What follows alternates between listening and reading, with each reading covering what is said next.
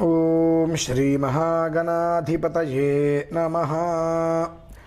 సర్వేషాం భక్తజనానాం ఆచరిత సంపూర్ణ సకల పుణ్యఫలావాప్తిరస్తు. మనోరథాః పరిపూర్ణతా భవంతు. మహదైశ్వర్యాభివృద్ధిరస్తు. భారతీ శంకరపీఠం భక్తులకు, అశేష ప్రేక్షకులకు శుభాభివందనాలు, శుభాశీస్సులు. ప్రధానంగా ఈరోజు నుంచి మనకు నర్మదా నది పుష్కరాలు ప్రారంభమయ్యాయి. చిన్న పెద్ద పిల్లలు అందరూ కూడా పుష్కర స్నానాలు ఆచరించాలి అనే ఒక ఉద్దేశ్యంతో బయలుదేరి వెళుతున్నారు. మరికొంతమంది వెసులుబాటు లేక వెళ్ళలేకపోతున్నారు. ఆ వెసులుబాటు లేక వెళ్ళలేని వారిలో కొంతమంది అడిగి ఉన్నారు, మాకు వెసులుబాటు లేదండి, మరి మేము వెళ్ళలేకపోతున్నాము, ఏమిటి అని. 3 విషయాలు చెప్తాను. అందులో ప్రధానంగా గంగ అనేటువంటిది కాశీలో మనకు ఉంటూ ఉంటుంది, హరిద్వార్లో, రిషికేశ్లో ఉంది. గంగలో స్నానం ఆచరిస్తే పుణ్యం. అలానే నర్మదా అనేటువంటిది ఏదైతే ఉన్నదో ఆ నర్మదా నదికి సంబంధించిన పేరు తలిస్తేనే పుణ్యం అనేటువంటిది చెప్పలేమమ్మా. అంతకు మించి ఏదైనా ఉంది అంటే అంత ఫలితం. అంటే ప్రతి మనిషి కూడా ఏం కోరుకుంటాడు అని అంటే, భూమి మీద ఏం కోరుకోవాలి అని అంటే జన్మరాహిత్యాన్ని కోరుకోవాలి. నర్మదా నది పేరు తలిస్తేనే జన్మరాహిత్యం ఉంటుంది, అంత గొప్ప పుణ్యం వస్తుంది. అటువంటిది ఆ నర్మదా కావేరి సంగమం అనేటువంటి ప్రదేశం చాలా విశేషమైంది. అదే ప్రదేశము మన ఆధ్యాత్మిక విషయానికి వస్తే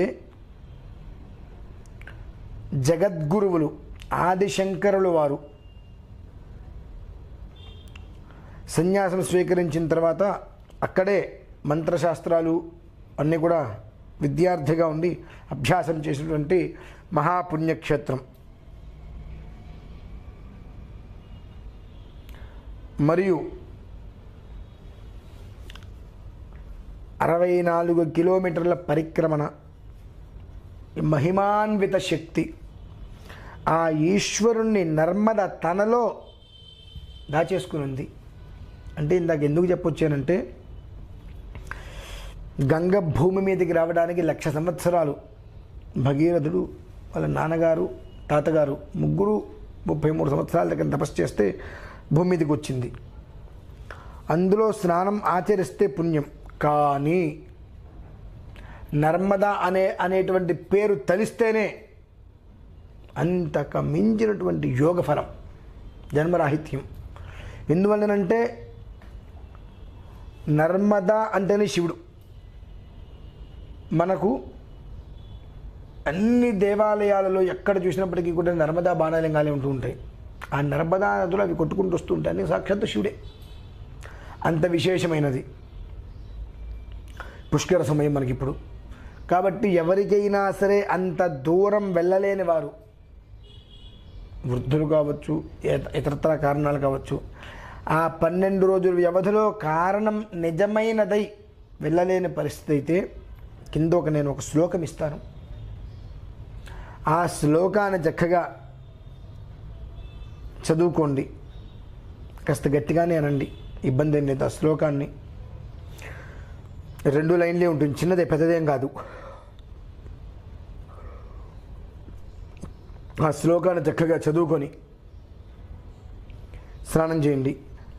ఖచ్చితంగా కూడా మనకు ఏ కారణరీత్యా అయితే కనుక మనకు పుష్కరాలకి వెళ్ళి స్నానం చేయడానికి అవకాశం లేక ఆ పుష్కర స్నానం చేయలేకపోతున్నామే అని మనం ఎవరైతే కనుక బాధపడుతూ ఉంటామో ఖచ్చితంగా వారికి ఆ పుష్కర స్నాన ఫలితం అనేటువంటిది వారి ఇంట్లో ఆ ఒక పాత్రలో, అంటే ఒక చెంబులో నీళ్లు తీసుకొని ఆ శ్లోకాన్ని చక్కగా 6 సార్లు 8 సార్లు అనుకొని తలస్నానం చేసేయండి. అంటే ఎలా ఆ చెంబుతో నీళ్లు తీసుకొని ఒక పాత్రలో నీళ్లు తీసుకొని 6 సార్లు 8 సార్లు శ్లోకాన్ని బకెట్లో పోసేసుకుంటే బకెట్ మొత్తం అది శుద్ధవుతుంది. అట్లాంటి గంగి గోవు పాలు గరిట నెయ్యినను చాలు అని మనం వింటూ ఉంటాం. అలానే ఆ ఒక శుద్ధ అవుతుంది కాబట్టి ఆ శుద్ధ జలం అందులోకి వస్తే జలం మొత్తం శుద్ధ అయిపోతుంది. చక్కగా అలా స్నానం చేసినట్లయితే ఖచ్చితంగా మన ఇంట్లో మనం చేసిన ఆ పుష్కర స్నాన ఫలితం 200% వస్తుంది. అది కూడా వృద్ధాప్యం చేతనో, ఉద్యోగ ధర్మం చేతనో, మరే ఇతరత్ర అనారోగ్య కారణాల చేతనో వెళ్ళలేకపోయాము నిజంగా అనుకుంటే. అంటే ఇందులో మూలార్థం ఎలా వస్తుంది అని అంటే, ఇంట్లో పెళ్లి రోజుకో పుట్టినరోజుకో మనకి సెలవు దొరుకుతుంది, ఒక 2 రోజులు అటు ఇటు చూసుకోవచ్చు అని అనుకుంటాం. అలానే అటువంటిది ఒకటి పెట్టుకోండి. ఆదివారం ఎట్లాగో వస్తుంది, శనివారం ఆదివారం ఉద్యోగస్తులకు సెలవులే, సాఫ్ట్వేర్ వాళ్ళకి. శుక్రవారం ఇంకొక రోజు పెట్టుకోలేదు, సోమవారం ఒకటి తీసుకోండి.